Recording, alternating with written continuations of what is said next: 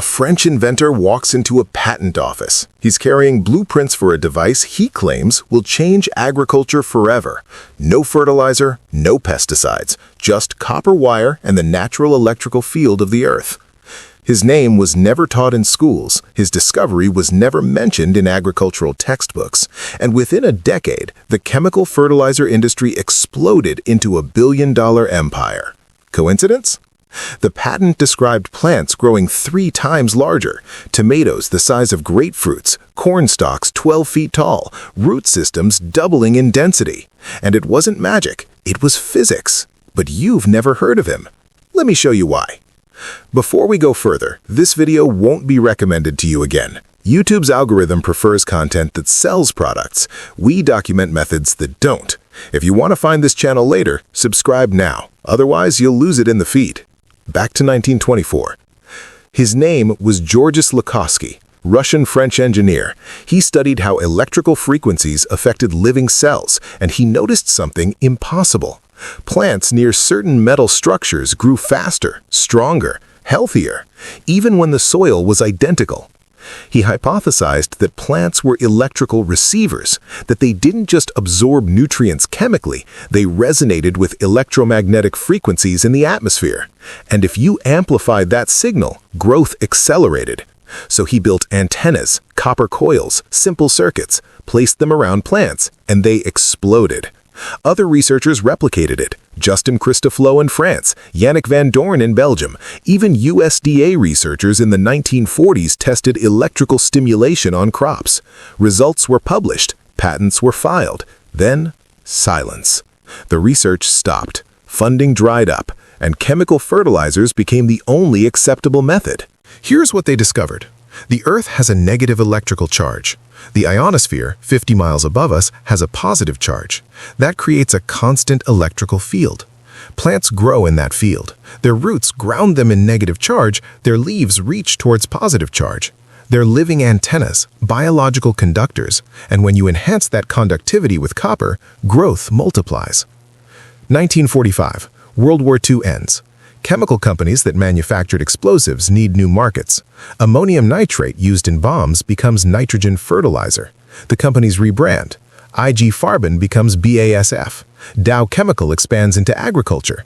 And suddenly, every farm needs synthetic inputs, every year, forever. Electroculture didn't fit that model.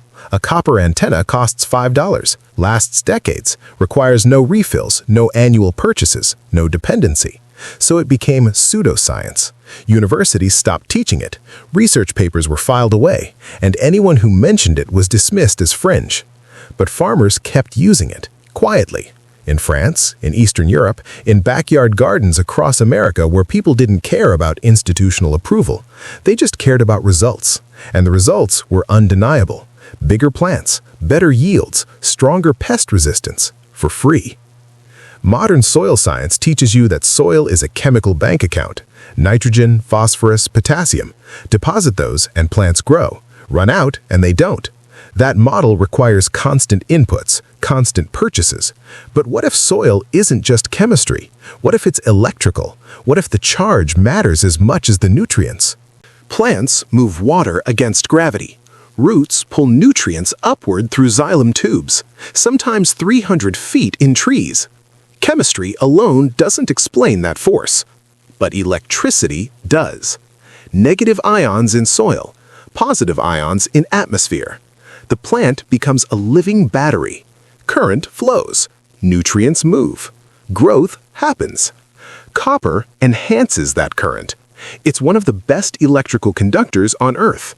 When you place copper near a plant, you're amplifying the natural field. The plant receives stronger signals. Roots extend faster, chlorophyll production increases, cell division more rapidly. You're not adding anything artificial, you're removing interference. Modern agriculture creates electrical resistance. Plastic mulch, rubber boots, insulated raised beds, synthetic fertilizer salts that disrupt conductivity. We've accidentally built gardens that block the very signals plants evolved to use. Then we wonder why growth is weak, why pests attack, why yields decline. We're gardening inside a Faraday cage.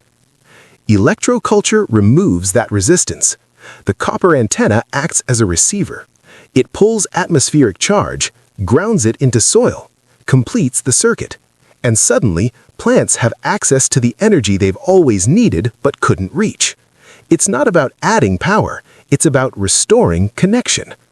Studies that still exist show 30 to 200% yield increases, faster germination, deeper root systems, increased drought resistance, even pest reduction, because healthy plants emit different frequencies than stressed plants.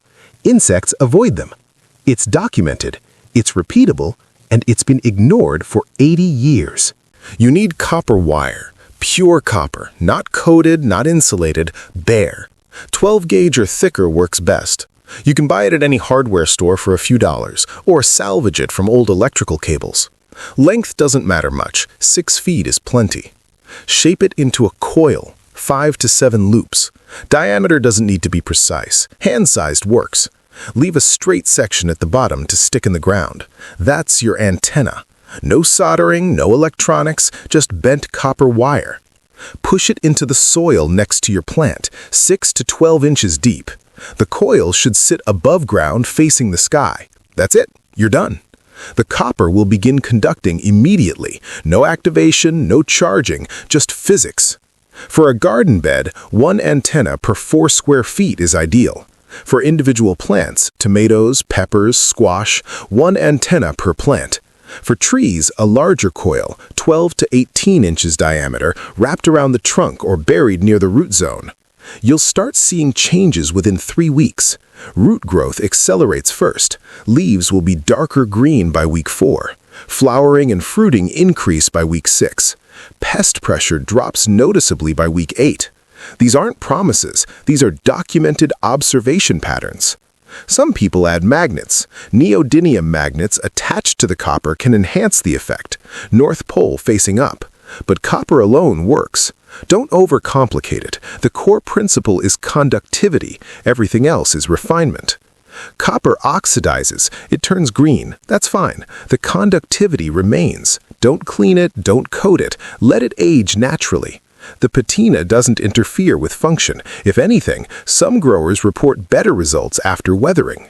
This works in any soil. Clay, sand, loam. The electrical field doesn't care about texture. It also works in containers. Stick the antenna into the pot. Same principle, same results.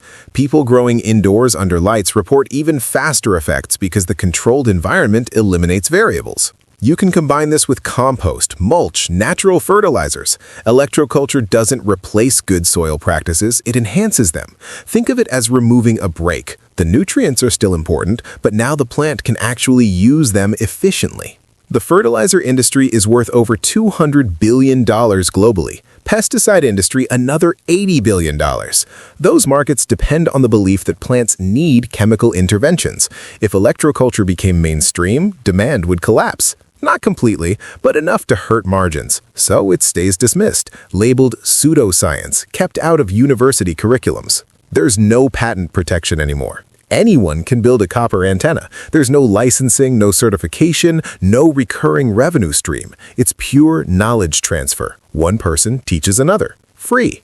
That model terrifies industries built on dependency, so they ignore it into obscurity. But it never stopped working. Mainstream agriculture won't validate this. Universities won't fund studies. Journals won't publish results. Not because it doesn't work, but because it threatens the foundational narrative that feeds entire industries. So the evidence stays anecdotal, dismissed, while millions of gardeners quietly use it and watch their harvests triple. You don't need permission. You don't need validation. You need $5 of copper wire and the willingness to test it yourself. That's the only experiment that matters. Not what institutions say, what happens in your garden. I started testing this 3 years ago. Skeptical. Expected nothing. Week 4, my tomatoes were noticeably larger. Week 8, pest damage dropped to almost 0. By harvest, I had triple the yield of previous years. Same soil. Same seeds, same care. The only difference was copper. I'm not selling you antennas, I'm telling you to make your own. Thousands of growers are testing this right now. Some report massive gains, some report modest improvements. A few report nothing, but the majority see results, and that's enough to keep experimenting. Because when it works, it changes everything. Your costs drop, your yields rise, and you're no longer dependent on products designed to keep you buying. Try it for one season. Document what happens. Come back and tell us. Drop photos in the comments. Share your results. This knowledge spreads person to person because institutions won't spread it for us. If this worked for you, send it to someone growing food. Post it in gardening groups. That's how forgotten science comes back. Georges Lahowsky died in 1942. His work was archived. His devices were forgotten.